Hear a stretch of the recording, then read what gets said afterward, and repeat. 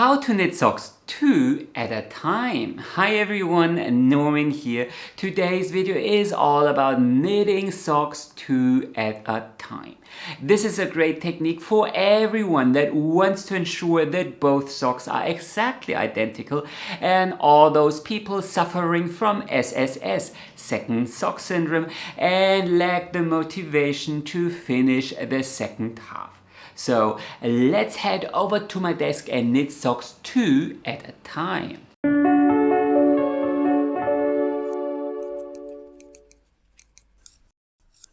You will need circular needles. They can be fixed or interchangeable with a rather long cable. Most knitters find that 40 inches or about 1 meter is the sweet spot, but that will depend a bit on your personal preferences and of course the size of your socks. The larger your socks, the longer your cable should be. Now most people also prefer rather stiff cables, so the coated wire CHAOGOO cables, or here these Knitter's Pride Mindful collection cables are a favorite because the stiff wire cables keep the second sock from flapping around all that much. But you know, at the end of the day it works with all circular needles as long as the cable is not too short. You will also need to prepare your yarn. There are two schools here. Some people wind their skein into a yarn cake like this one here, and then they will pull from the center for the first sock and for the second sock here from the outside. Other people split their skein in half, so you wind it into a ball or whatever you prefer, and then you use a kitchen scale, and when the first ball has exactly half the weight, you break your yarn and use the remainder to knit the second pair. You can also look out for these special sets here. So here, this is a set with two identical little skeins with a self-striping yarn, and these here are perfect for knitting socks 2 at a time. At the end of the day, it boils down to preferences. Winding your yarn into a cake, if you have a yarn winder, is super easy and fast, and you only have to deal with one ball. Of course, pulling from a yarn cake without moving it risks adding all the twists stored in the yarn cake to your fabric. This can potentially exaggerate any bias in your fabric. So if it's a highly twisted yarn to begin with, this can matter. Usually it's not a big problem, but just so you know. One word of warning in this context. If you are using self-striping yarn and it is a big skein or ball, know that it's highly unlikely that the stripes work the same in both directions. So you can't pull from the center and from the outside and expect two identical socks. So you really need to separate the skein into two balls, and then you might want to make extra sure that you break the yarn at a point where the color starts repeating itself or as close as possible, and not exactly at the 50-gram mark. Once you prepared your yarn and your needles and you found two little stitch markers, it's time to cast on. You can knit socks 2 at a time, toe up or top down. Both work, and we are going to start with top down. If you prefer to knit socks toe up, use the chapter function of YouTube to skip ahead. Okay, for this easy cast on for knitting socks 2 at a time, top down, I'm going to use these Addi olive wood needles. I straighten out the cables by pouring boiling water over them, not over the joints, just over the cable to straighten them out. Otherwise, it will probably drive you insane. And then I'm going to cast on 32 stitches using a long tail cast on, and I'm going to cast on around 2 needles. You can of course also use a different cast on. You can start with a simple twisted loop and then continue casting on, or you can use a slip knot, whatever you prefer. And then I'm going to cast on 16 stitches, so half the stitches I need for this little tutorial. You probably need to cast on a lot more stitches, maybe 60, maybe 80, but I'm going to cast on 16 stitches here. After those 16 stitches, I am going to place a stitch marker, and then I'm going to cast on the remaining 16 stitches. So we just stopped here in the middle to place a little stitch marker. That's all. Okay, I have my 32 stitches here, and I'm going to slide them further down the needle. We don't need them right now. And then I'm going to pick up the yarn for my second sock. I am using a contrasting yarn here. You probably want to use the same. And then I'm going to do the same all over again. And just so you can see the difference, so for this sock I'm going to start with a twisted loop. A lot of people feel that the slip knot at the beginning of your cast on is a little bit noticeable. So if you start with just a twisted loop, it's often a little bit more invisible when you are working in the round. So I'm going to cast on another 16 stitches here and place a stitch marker.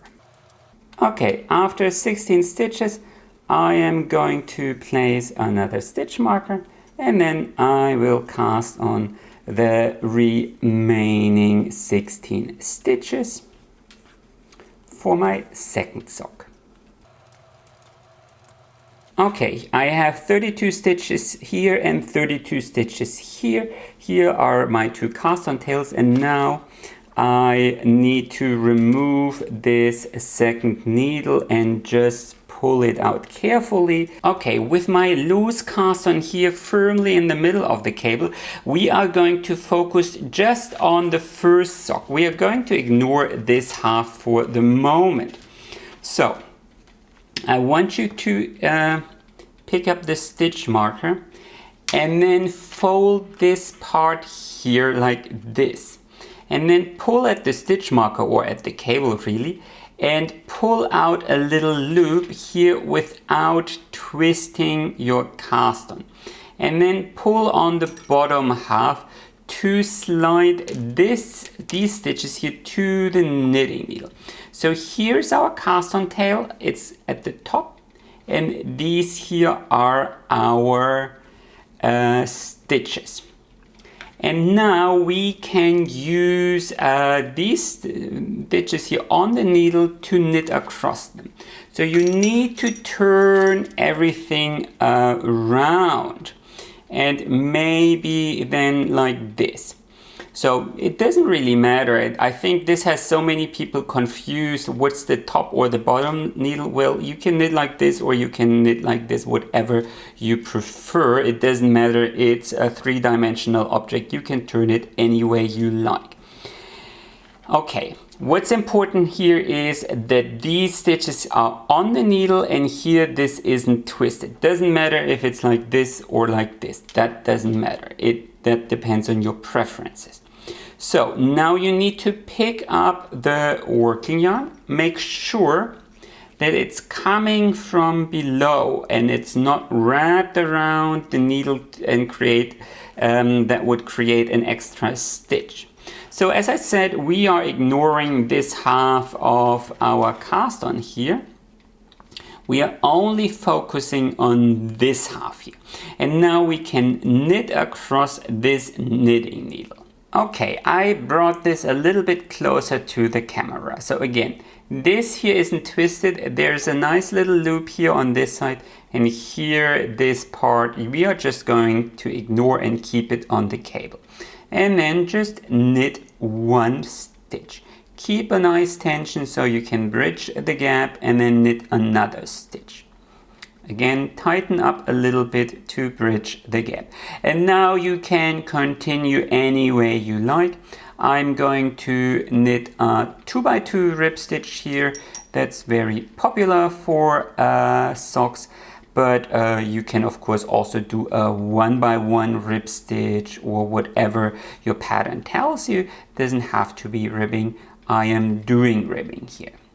And you just knit across this very first needle. Okay, once we finished this row, this frees this needle here.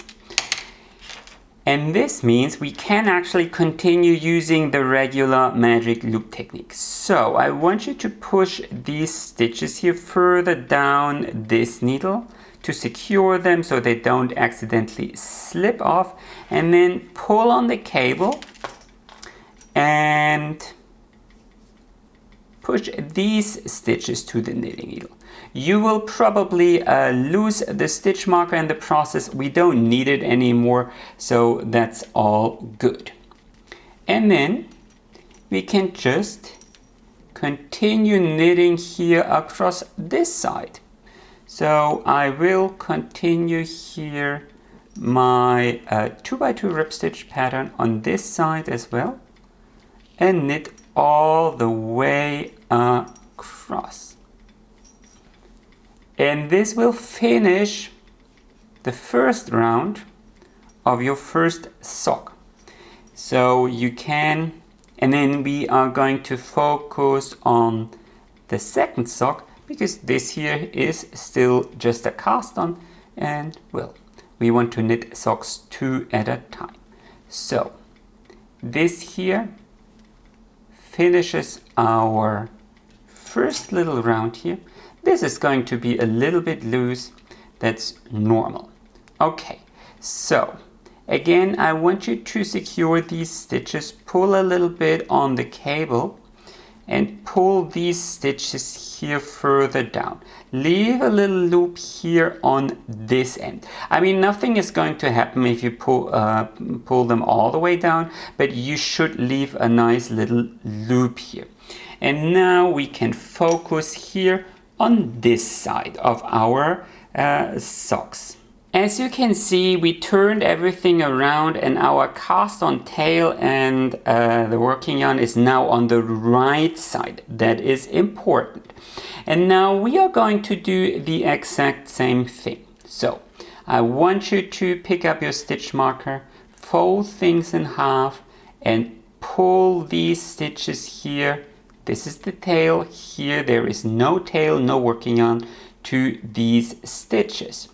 And then we can do the exact same thing. However, there is this little portion here, but we can just ignore that. We can just ignore that and knit across these stitches here. Again, this is going to be a little bit fiddly, so go slowly. Pick up your working yarn, make sure that it's coming from below and these stitches here aren't twisted, and then just pick up the second needle. So it looks like this. Pick up the second needle to knit across these stitches. Again, make sure that you didn't accidentally wrap your working yarn here around the cable. And then we can just like that knit across this needle, and I'm going to bring it a little bit closer to the camera. Okay, and then you just knit across this side as well. Make sure that you keep a nice tension here for these very first stitches, so you don't create too much slack for the gap, and then knit across using whatever pattern you want. I'm doing a 2x2 rib stitch here on this side as well, of course. Go slowly. It's very easy to mess up the 2x2 rib stitch in the first row where you can't read your knitting yet, so I always count to 4. 1, 2, 3, and 4. Okay, we have a free needle here, and then you do your regular magic loop dance. You secure these stitches here and pull on the cable to pull these stitches here to the knitting needle. Again, go slowly, and it's a little bit slippery here. It's so warm outside today. so it's a bit harder to push these needles. Turn around, free this needle. You can still ignore these stitches. They do whatever they need to do. And then knit across this needle as well, continuing your 2x2 rib stitch. Again, I count to 4. 1, 2, 3, 4, and 1, 2, 3, 4. One last time. 1, 2, and 3, and 4. And this means here, congratulations, you started your cast on for knitting socks 2 at a time. And if you sort out your cables and tails, this should be the result. So you have one round here, one round here, and from here you can continue knitting basically magic loop. So you slide these stitches here further to the knitting needle and then just knit across. Following your pattern here in the second round, it's of course a lot easier because you can see the pattern and don't have to count, or at least I don't have to count, because I can see these purl bumps here and these knit V's here, so I always know what I need to do. And then at the end of the needle, you do your regular magic loop dance. Pull this needle here in, pull the needle out, and that's that. So from here on, it's basically just knitting magic loop with a little something extra here on the other side. Easy as that. Here, as you bridge the gap, always make sure that you don't create any ladders. So we are going to knit across this row here as well for your consideration.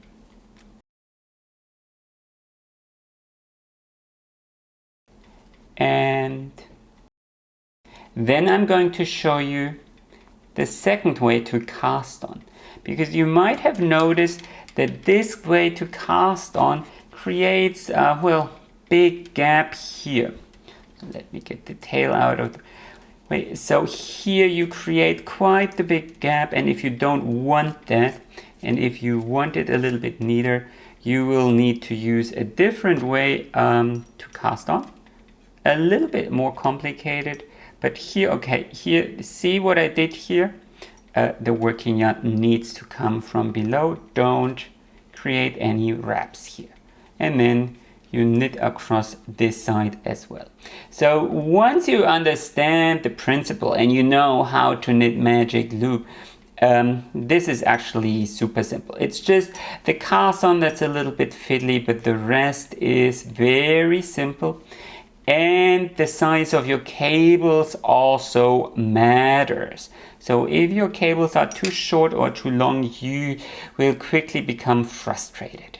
Oh, and one more thing, if for whatever reason you accidentally pulled out the loop and you have one continuous circle, well, you just pull out the loop again. So this is super easy to fix. Of course, you probably should count your stitches so you have the same number of stitches here. But other than that, you can just fix that.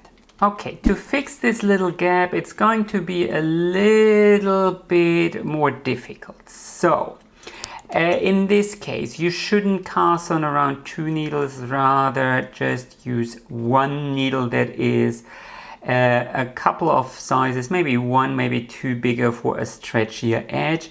I switched to the ChiaoGoo needles here so you can see the difference. Start with a simple twisted loop and then cast on half the number of stitches you need.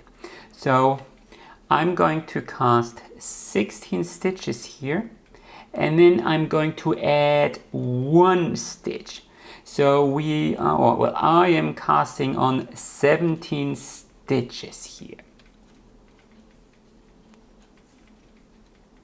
Now I picked up my other color and I will cast on another 17 stitches. So this side also gets one additional stitch.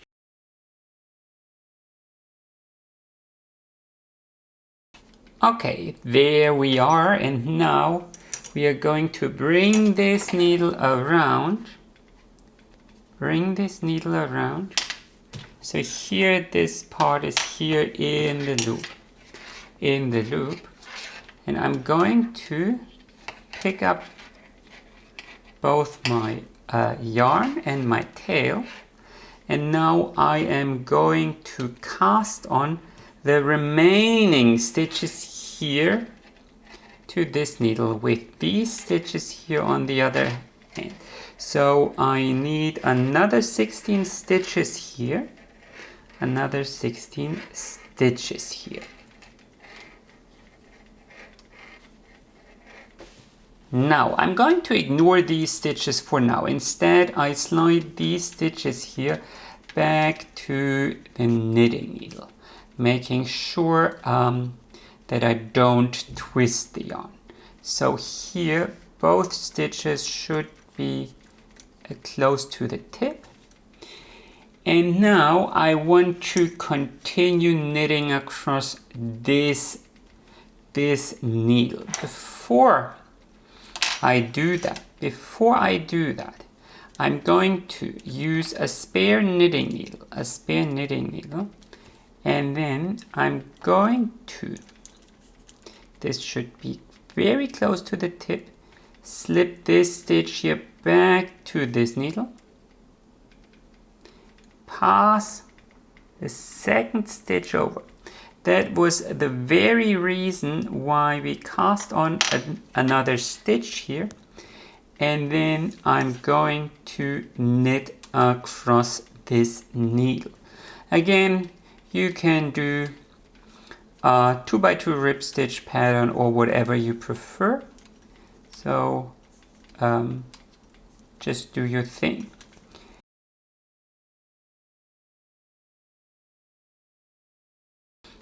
Okay, so we joined this in the round, and you can already see this is a lot more secure than our previous version, which might have been a little bit easier, but maybe it actually isn't. Okay, so from here I'm going to pick up my yarns again. Make sure that you actually pick up the tail with the right hand. So the tail should always be here wrapped around your thumb. And then cast on the remaining stitches for this side. The first side got 17 stitches, and here it's just 16 stitches again.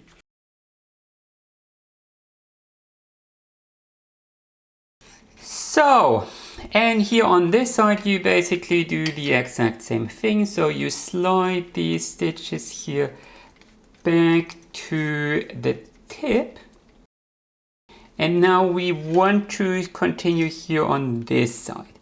But before we can do this, or before we do this, I'm going to pass this stitch here, this first stitch here, okay, without splitting it, of course.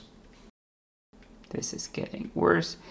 Back to this needle here. You can also do it with your fingers, and then this doesn't happen. And then you pass the second stitch over. Tighten up, and then we can start knitting across. So we have our lovely little join, and we can start knitting.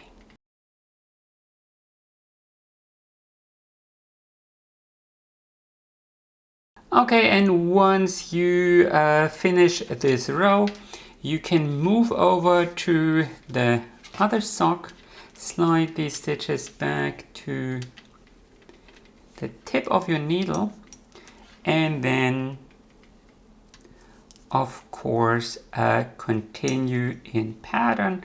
So I'm going to start with knit stitches here because I ended with 2 purl stitches. And if you're in doubt, you can of course turn your work around and check. And basically now you joined in the round without a gap. So from here on, you continue in the, well, regular 2 at a time technique. This was just how you can prevent the gap. You might also notice how working with these ChiaoGoo needles, or rather ChiaoGoo cables, not the needles themselves, is a lot easier. The cables don't twist as much. This is a lot better supported, so most knitters actually feel it makes things easier for you. And from here you can just continue knitting in the same technique, but more on that later. So here, only 2 rounds later, I hope you can see that this way creates a lovely way to join things in the round. Of course, you still have to weave in this tail on the wrong side later on, but still, I do feel, I mean, this version might sound a little bit more complicated, but I feel because it creates a better join, it's actually a little bit easier, and of course, it's also a little bit prettier. So, what if you want to knit socks toe up? How do you cast on for socks 2 at a time toe up? Well, I switched to the Knitter's Pride Mindful collection here to show you the difference, and then you simply start with a magic cast on. Simply start a magic cast on and go weave around the knitting needle like this. Now I have a full tutorial on the magic cast on. You'll find the link in the description, but maybe you can just play this at half the speed and it will be fine. So I'm going to cast on 10 stitches here, but most toe up sock tutorials do the same. So cast on 10 stitches to each needle, so 20 total. And then I want you to cast on 1 additional stitch and use the tail to tie a little knot. Now don't do a big strong knot here. We will undo this knot and this additional stitch later on. This is just to secure this last stitch because otherwise it will unravel fairly easily.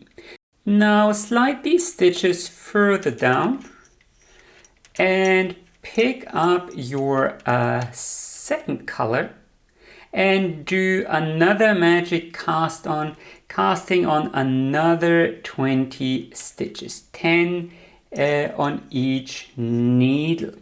So the magic cast on is just so simple, and I guess that's why so many people like it. So another 20 stitches here. Once you cast on those 20 stitches as well, turn your work around carefully like this. This is important, otherwise that last stitch here will easily unravel. And now pull out the bottom needle and knit across. If you do the magic cast on the way I showed you, all these stitches here on this first needle will be twisted. So you need to knit them through the back loop. There are ways to prevent that from happening, of course, but as a continental knitter, knitting stitches through the back loop is so easy that I don't feel I need to bother. Okay, so we finished knitting across the first needle. Now it's time to knit across the second needle. But before we can do that, we carefully need to undo this knot here and remove this extra wrap here. Be careful and tension the yarn. We don't want to lose that first stitch here. And then once again, knit all stitches here on this needle through the back loop. Just knit across through the back loop. This is just the first needle where you need to do this. All other stitches won't be twisted anymore. Just the first needle, and it's kind of obvious anyway, so I feel it's no big problem. Okay, and now you can basically just turn around, pull this needle back, pull this out, and slip the stitches here back to this needle, and then knit across this side as well. You will see, or you can see, that the stitches here aren't twisted, they are mounted the right way, so you can just knit across. Okay, then you can switch yarns and knit across this half here as well. So this is actually fairly easy. You can see that the Knitter's Pride cable also works very well for socks 2 at a time. And from here, you can basically start knitting according to your toe-up sock pattern. Any toe-up sock pattern will work. Since I have a full toe-up sock tutorial here on YouTube, I'll link it to you up in here in the description below. I'm not going to do that. Just in case, so if the first round, so you would start with your increases here on this side. Typically it's knit front and back. Then you knit across until you are 2 stitches here before the other side. Some people will knit KFB here as well. I always do SKL, slip, knit, and then lift, because this will result in symmetrical increases. But of course, do whatever you feel works best for you. And then, oops, need to change yarn, of course. And then do the exact same thing here on the other side. Knit 1 KFB, knit across, and knit SKL here on this side. Then pull the cables back. Slide these stitches here back. Very, very simple. And then here on this side, follow the same, repeat, and so on. As I said, check out my toe-up sock tutorial. It's the exact same pattern. You only knit it twice every row. And that should be fairly simple. It's only when you cast on that you need to pay a bit of attention. But as you can see with the magic cast on, it's even that is almost the same. So before I show you how to turn a heel when knitting socks 2 at a time, I want to address some tips and tricks. So the first concerns your start of the round. So if you take a close look at this swatch here, toe up, then you will notice that there's 1 tail here and 1 tail here. So this means your first round starts here and the second round starts here. But what does this mean in practical terms? Well, you start knitting across half the round, then you need to interrupt your round. Then you move over to the second sock, knit across the full round, and then you can knit the second half of the round. So if you're following a complicated pattern, this probably means you should place a little post-it or so to mark the spot where you need to continue from here. For the other cast-ons I showed you, things are a little bit different. So here, this is the first cast-on. In here you have one tail here and one tail here.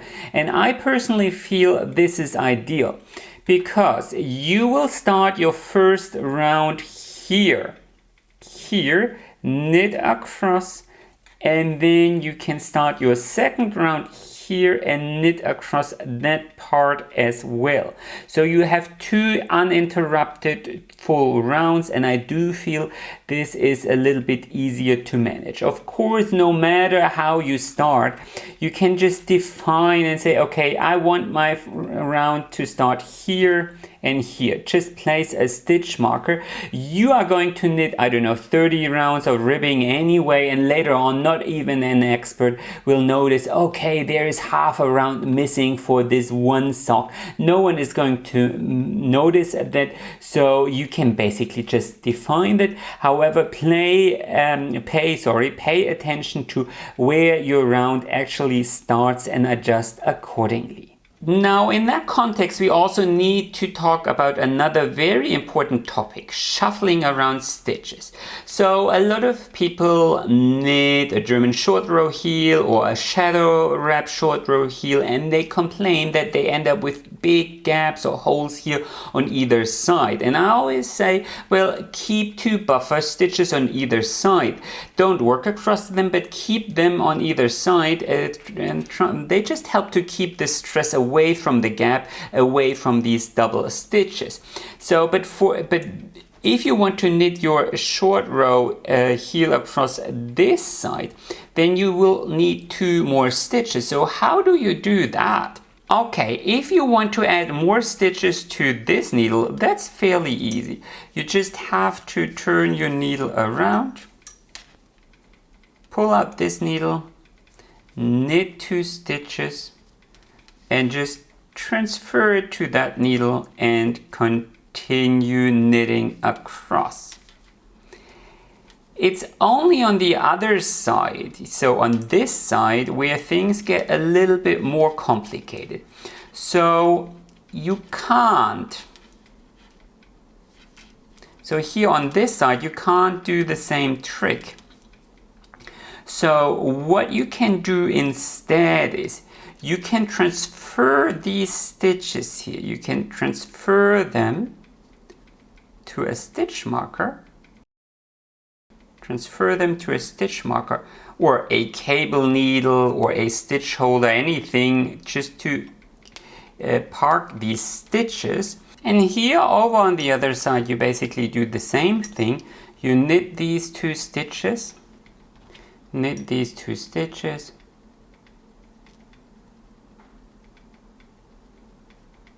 then you slip them to a stitch marker,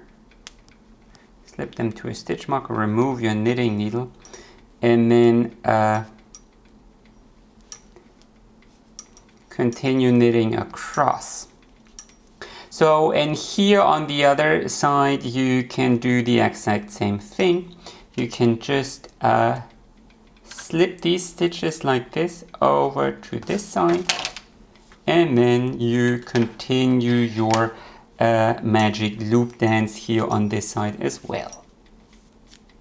And then here over on this side, you pick up your stitch marker or your stitch holder, open it up, and then important, you of course need to slip the stitches over to the other side. So that bit is important. Slip them over, and then you just knit them, and you do the exact same thing here. So you open your stitch marker, slip the stitches over, and then pick up your working yarn here, and these are of course purl stitches, so make sure that you bridge the gap and knit across. So that's how you shuffle stitches around. Now what else is there to mention? So you can also use these stitch markers for another very useful purpose. So the first thing is, whenever you finish one side, you don't have to treat these socks as separate. So basically what you can do is you can pull back that needle and then push both socks. So this one here as well, or as much as you can fit on the needle, to your knitting to the other side of the needle. So there is no need to treat them as separate units. I mean, of course, as you come across the gap here, let me quickly get there, you will have to switch yarns, but other than that, there is not a single reason to keep these separate. It just will make your life a little bit harder, and in fact you will need a longer cable. Just make sure that you don't twist the yarn or anything like that. So but other than that, you know, see, you can keep them very, very close together. So far I kept them further apart so it doesn't confuse you all that much, but in actual knitting you will keep these very, very close. And for that purpose you can actually use some stitch markers like these and pin these together. Give me a second here. Pin these together. You can, you know, as your project continues to grow, you might want to add a stitch marker here and there. But this will keep these two socks closer together so they don't slide away and you need to do all that pushing. So this will really help, or I feel it really helps knitting a little bit faster. Now here's another trick that will make your life a lot easier. So as you finish one row and you get ready to knit the second side, you turn your project around. Well, here's what's happening. So you are knitting with two yarns. If I turn around clockwise, you add twist. If I turn another around clockwise, you see what's happening is you are twisting your yarn. So you should start the habit that you turn around clockwise on this side and counterclockwise on this side. So what you can do is you can use another special little stitch marker, attach it to one side, and then whenever you see this stitch marker, you know, okay, I have to turn around counterclockwise, or whatever you need really. Do it the way you like, but use a special stitch marker, and then you know, okay, here on this side I need to turn around counterclockwise to untwist the yarn. And if you constantly switch between turning around counterclockwise and clockwise, your yarn will never get twisted. I feel that makes your life a lot easier. Okay, after this short little intermission, it's time to address one of the probably most important questions of them all. How do you turn a heel? How do you knit a heel when knitting socks two at a time? And it really couldn't be easier. You stick to the exact same pattern. Let me show you what I mean. So the problem is, or for you when you're knitting socks two at a time, is that the problem is that almost all heels are worked flat. This means you can't knit them two at a time. You need to knit them separately, keeping one sock still here on the cable but ignoring it the way you kind of ignored it when you initially cast on. There are many different ways to knit sock heels. I'm going to stick to a German short row heel here, but you could use a shadow wrap heel or a heel flap and gusset heel, whatever you want, but you need to knit them separately. Here's how. Okay, we are going to start with this blue sock here, or sock in the making here. This means we don't actually need this orange sock here. We are going to slide it down a little bit here, so we can more or less ignore it. Then I already, together with you, I already transferred 2 stitches, additional stitches here on this side and 2 additional stitches here on this side. And I'm going to place 2 little stitch markers here on either side to separate these extra stitches. You don't have to do that if you feel, well, that shuffling around is a little bit too bothersome, then don't. I feel it helps preventing holes here on both sides.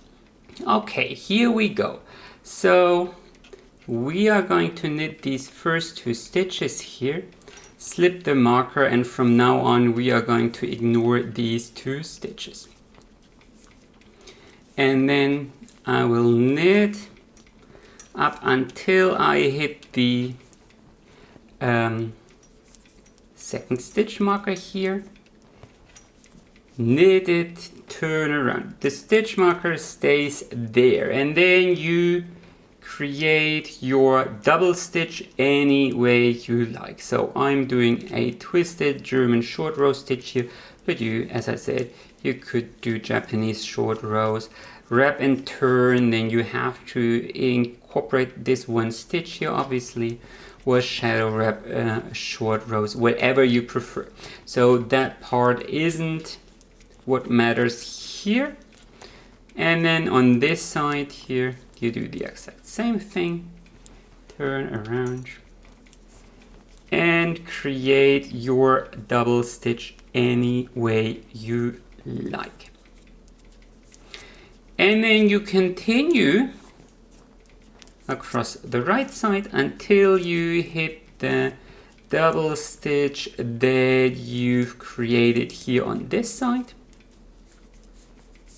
Turn around and create another double stitch right next to it, and turn around and do the same thing here on this side. So purl across,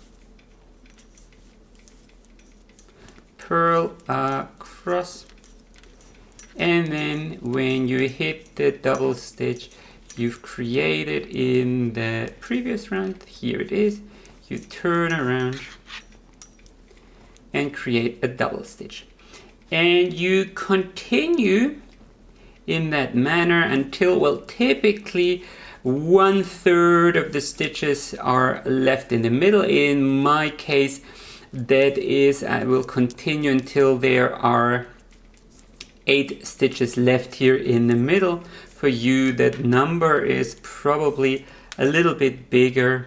Just do that. So, and I'll see you there. Okay, I just realized I can't count. Of course, these are only 16 stitches, and 8 is certainly not 1/3 of 16. So I stopped when there are only 6 stitches here in between. And then the classic German short row heel calls for an intermission round. So I am going to knit 2 rounds across here, but of course it doesn't exactly work this straightforward. So I can resolve these double stitches here on this side, but how do I get back to this side? Well, I'm going to slip my stitch marker here and knit across. And yes, before you ask, I really believe you need this intermission round. It just looks so much neater. Okay, so now we finished this side here. And to get back to this side, we actually need to do work on this side before we can knit around to get to this point here.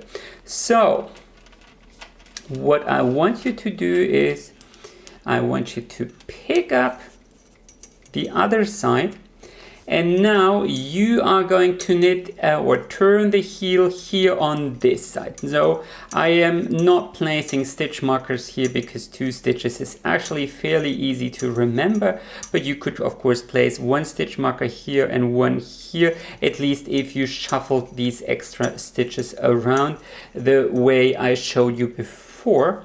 And now you are just repeating the same pattern here on this side. So 2 stitches before the end, you turn around and you create your double stitch any way you like and knit across until there are, and now I hope I get it right, until there are only 6 stitches left in the middle, and you mirrored the exact same instructions here on this side. Okay, and here with only 6 stitches left here in the middle, you continue with your intermission row. Of course, I do need to mention that here on this side, you of course still need to resolve these double stitches any way you like. I'm knitting them together through the back loop, but if you do a different heel or a different short row type, then you probably will have to do something else. And then I continue knitting across 2 more rounds, and I'll see you there. Okay, I've knitted my 2 little intermission rounds here. This is the way things look, and now it's time to start the second part of our German short row heel, and it's just as easy. Again, I invite you to watch my full tutorial on knitting German short rows. I'll link it to you up in here because it comes with tons of additional tips and tricks, and of course I knit the full heel and not only an abbreviated version, but in this case this will do. So I'm going to knit up to the position here where I placed my last little German short row, turn around, create a short row, double stitch, then 6 stitches here in between, and 1, 2, 3, 4, 5, did I miscount? 6, knit 1 more stitch, turn around. So in the second pass you work from inside out, and this also means as you come across these double stitches, you need to resolve them right away, and you continue working towards the outside until you hit the stitch markers. So it's exactly the other way around. That's how a German short row heel works. But here I just want to show you the particular. So this of course is a little bit tricky. You need to knit these here through the back loop because you're knitting flat. That's something you need to remember, but other than that it's fairly simple. Again, you just continue knitting, well, more or less long rows, so to speak. Long rows, so just making sure this is in focus.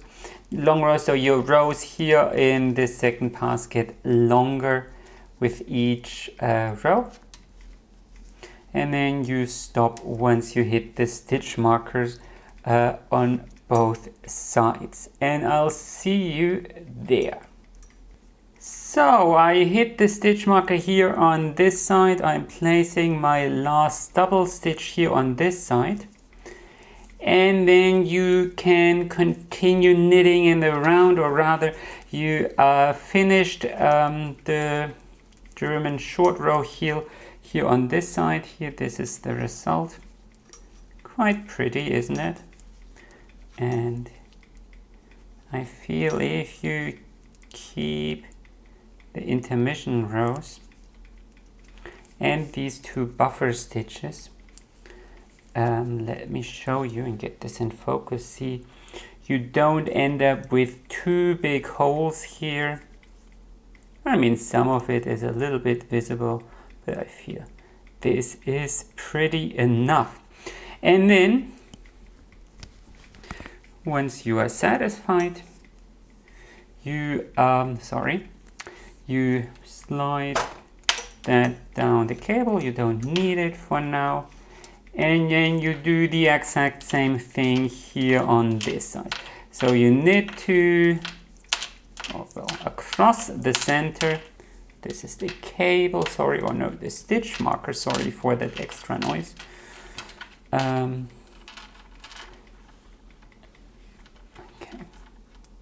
If I knit like that, hopefully it doesn't jump around too much.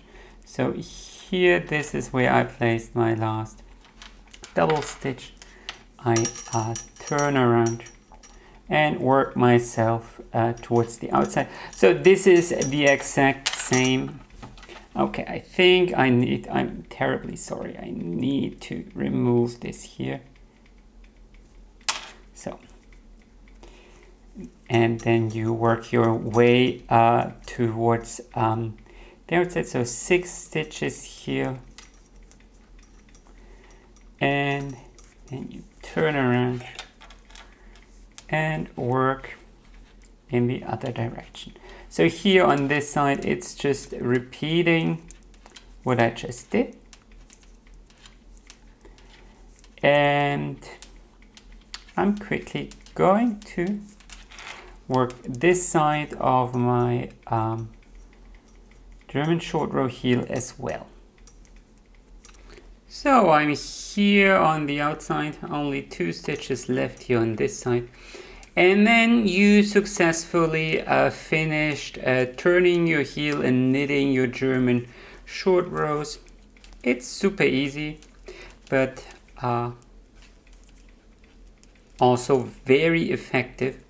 And from here, once you finished that little row, you can slide your socks together again, and continue knitting in the regular way. So from here on, it's knitting socks 2 at a time basics. I hope I was able to show you how to turn your heel when knitting socks 2 at a time.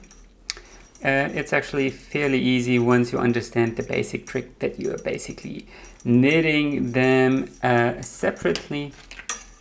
And that's that. Okay, 1 row later here, let's take a look at the results. So I think if you turn your heel like this with these 2 rounds in between, you get super nice results. And the holes here on the edges here are also not very pronounced because we had our little buffer stitches here on this side. Well, this side typically always looks a little bit less neat. That's in the nature of short rows. I also want to address one important question here because I get this a lot. Well, this is how to knit a heel or a German short row heel top down. How do you knit it when you knit socks toe up? Well, you stick to the exact same repeat. So there is no difference. Of course, you could mirror it and start from the inside first and then from the outside, but really just stick to the exact same repeat in the exact same pattern, and it will be the exact same result on either side. The German short row heel is symmetrical, so it doesn't matter if you knit socks toe up or top down. One thing you should consider is after the heel, shuffle these extra stitches back to back to the other needle, because ideally speaking there should be an even number of stitches on both sides. This ensures that you don't put too much stress here on these gaps here, because if you have, I don't know, 30 stitches here and 15 stitches here, these gaps will experience quite a lot of stress, and this will create ladders here on this side, and that's probably not what you want. So we are here back in my studio, and I want to address a couple of last little things. First of all, I hope you understand that you can use the exact same technique to knit about everything else 2 at a time as well. So for example, the sleeves of a sweater, the legs of a trouser, or about anything else where you need 2 identical tubes, for example mittens or gloves or something like that. And if you use a super long cable, you could even do 4 at a time or 6 at a time, whatever you prefer. But other than that, I also want you to know that knitting socks 2 at a time is not inherently better or worse than knitting them 1 at a time the traditional way. Do it if you struggle with motivating yourself to finish the second sock. Do it if you have problems reading your knitting or keeping track and always end up with 2 mismatched two mismatched socks where one is longer than the other, or when you're knitting sleeves you distribute the increases differently and so on. Then this can be a very nice technique. If you are worried that one sock could be longer because you don't have enough yarn left, then simply use a kitchen scale and stop knitting when you used up half of the yarn. In a way, you would have to do that anyway when you knit socks 2 at a time, so you can also do it when you knit them separately. I don't feel that is a true advantage of knitting socks 2 at a time. I personally rarely, if ever, knit socks 2 at a time, because, you know, on the other hand, it also means you are making every mistake twice, and this means you also have to unravel 2 at a time. So there is another, this coin has another side as well. It also makes your project a little bit more unwieldy and cumbersome. And the reason why I personally enjoy knitting socks so much is because it's such a small little project you can take everywhere. On the plane, on the train, in the car, when I go to my local knitting meetup and so on. And then working with such a long cable, 2 or maybe 4 skeins if it's a color work project, well, I mean, it only becomes a little bit more complicated, but in these circumstances that often matters. And on top of that, I personally I never was someone who struggled with finishing a project, and I never have more than 2, maybe 3 works in progress going at the same time. I have other knitting problems certainly, but having a lot of UFOs, unfinished objects, is certainly not one of them. But really, it boils down to preferences. Try it out, see if it works for you, and if it does bring you more joy, well, then do carry on. And if it doesn't, well, rejoice that you learned about a new knitting skill. Maybe in the future you can think of a project where you say, well, this makes sense. Anyway, that's how to knit socks 2 at a time. Please comment below if you have any questions, and of course consider subscribing to my channel if you don't want to miss any new videos. Happy knitting and enjoy the rest of your day!